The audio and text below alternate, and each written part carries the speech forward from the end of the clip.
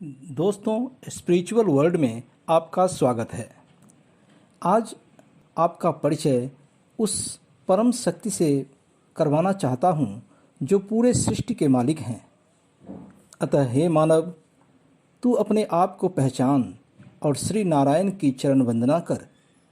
तू कौन है या फिर इस नश्वर संसार में तेरा अपना क्या है, ये जान लेने वाले बुद्धिमान व्यक्ति कभी दुखी नहीं होते अथवा मिलने बिछड़ने अथवा खोने का संताप नहीं करते।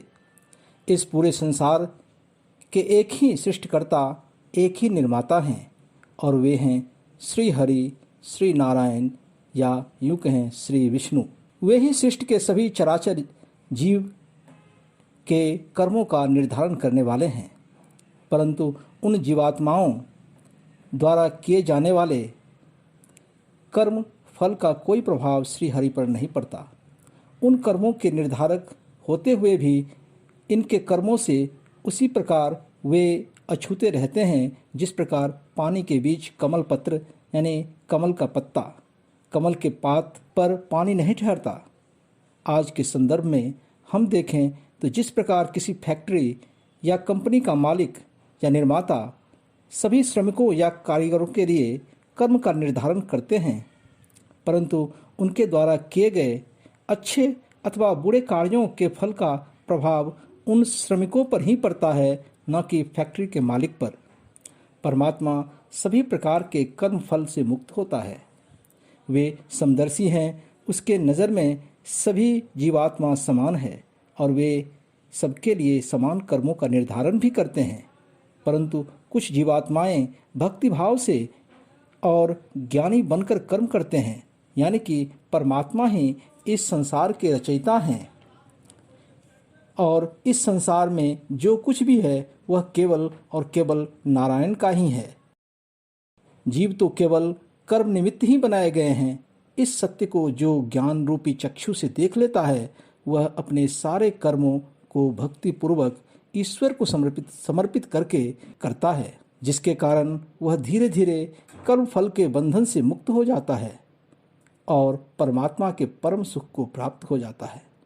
दूसरी ओर ऐसी जीवात्माएं जो अपने कर्मों का फल भोगना चाहता है, जिसके लिए सांसारिक क्षणिक सुख ही सर्वोपरि है, वैसी जीवात्माएं कर्म फल के पास में बंध जाते हैं। वे माया के कारण एवं अहंकारवश अपने कर्म फल के प्रति आकर्षित हो जाते हैं, जिसके कारण वे इन कर्मों के बंधन से कभी मुक्त नहीं हो पाते।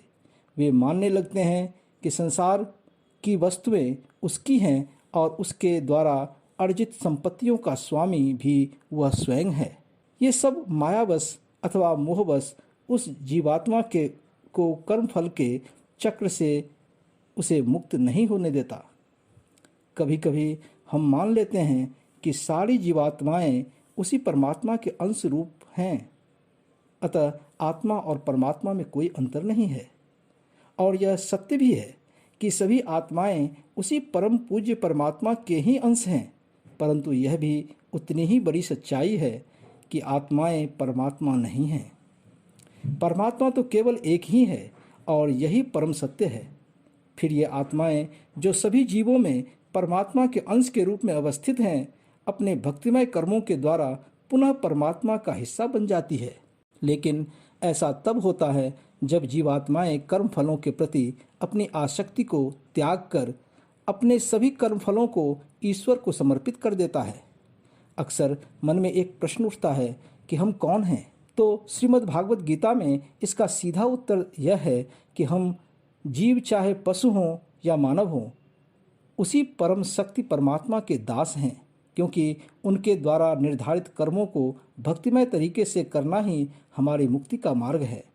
परमात्मा के अंश रूपी जीवात्मा और परमात्मा में यही अंतर है कि जीवात्माएं कर्म रूपी सांसारिक बंधन से बंधा है और अपने कर्म के फल को भोगता है, जबकि परमात्मा इस प्रकार के कर्म फलों से मुक्त है। सभी जीवों में मानव जीवन को श्रेष्ठ माना गया है। कई जन्मों के अच्छे कर्म के परिणाम स्वरूप मानव शरीर प्राप्त होता है और इस शरीर को जीवात्मा का मुक्ति द्वार भी कहा गया है। जो मनुष्य अपने अच्छे भक्ति भाव से पूर्ण कर्म को ईश्वर को समर्पित कर देता है और कर्म फल का लेस मात्र भी चिंता नहीं करता, उसे आसानी से परम मुक्ति मिल जाती है और वह वैकुंठ धाम को प्राप्त होता है। इसलिए हे मानव, तू अपने इस जन्म को व्यर्थ न गवा, क्योंकि ऐसा सुनहरा अवसर न जाने फिर कितने जन्मों के बाद मिले। अतः अपने ज्ञान का भंडार विकसित कर और उस परम शक्ति को पहचान जहाँ जाना और वास करना तुम्हारा अंतिम लक्ष्य है। यह शरीर जिस पर तुम इतना अहंकार करता है वो भी दरअसल तुम्हारा नहीं है। यह तो केवल कर्म निमित्त मिलता है और प्रकृति के तीनों गुणों सतोगुण, रजोगुण और तमोगुण से बना है। तुम्हारा यह शरीर क्षणभंगुर है, यहाँ तक कि तुम्हारा श्वास भी तुम्हारे बस में नहीं है। यह शरीर माया के कारण मोहग्रस्त हो जाता है और जीवात्मा अपने परम रूप को भूल जाता है।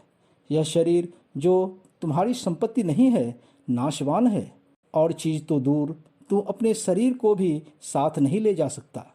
यह तो केवल कर्म फल भोगने के लिए तुम्हारा चोला है, जो परमात्मा तुम्हें अपने पूर्व कर्मों का फल भोगने के लिए देता है। शरीर आत्मा के लिए उस कपड़े के समान है जो जीर्ण अथवा पुराना होने पर बदल दिया जाता है।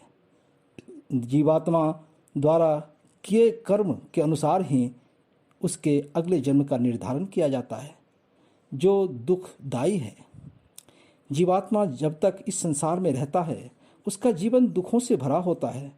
अतः हे मानव, फिर सोच ले और अपने इस अनमोल मानव जीवन का लाभ उठा और मुक्ति पा ले। नारायण नारायण श्रीमन्नारायण नारायण नारायण भुजमन नारायण नारायण नारायण नारायण नारायण श्रीमन्नारायण नारायण नारायण भुजमन नारायण नारायण नारायण। श्री कृष्ण गोविंद हरे मुरारी, हे नाथ नारायण वासुदेव। श्री कृष्ण गोविंद हरे मुरारी, हे नाथ नारायण वासुदेव। हे नाथ नारायण वासुदेव, हे नाथ नारायण वासुदेव, हे नाथ नारायण वासुदेव, हे नाथ नारायण वासुदेव। श्री कृष्ण गोविंद हरि मुरारी, हे नाथ नारायण वासुदेव। हरे कृष्णा हरे रामा हरे कृष्णा हरे कृष्णा हरे हरे, हरे रामा हरे हरे।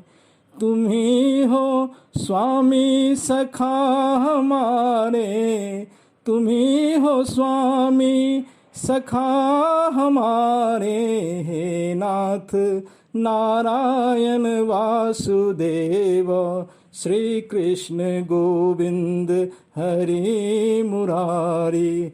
हे नाथ नारायण वासुदेव, श्री कृष्ण गोविंद हरि मुरारी। हे नाथ नारायण वासुदेव।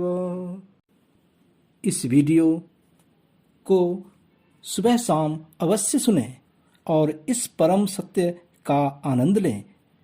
यदि इस वीडियो के द्वारा किसी व्यक्ति को श्री नारायण की कृपा से थोड़ा सा भी सत्य का ज्ञान हुआ तो मैं अपने आप को श्री हरि के दास के रूप में धन्य समझूंगा। यह वीडियो आपको कैसा लगा कमेंट बॉक्स में अवश्य लिखें और इस चैनल को